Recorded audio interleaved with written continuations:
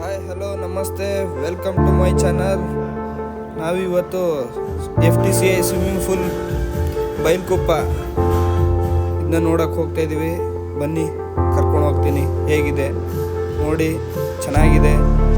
ಒಂದು next time ನೀವು swimming ಮಾಡಿ. ಇಲ್ಲಿ ಸಖತ್ತಾಗಿದೆ. ಫುಡ್ ಇದೆ, ಕಾಫಿ ಇದೆ, ಜ್ಯೂಸ್ ಇದೆ, ಅದರ ಜೊತೆ ಸ್ವಿಮ್ಮಿಂಗ್ ಪೂಲ್ ಸಖತ್ತಾಗಿದೆ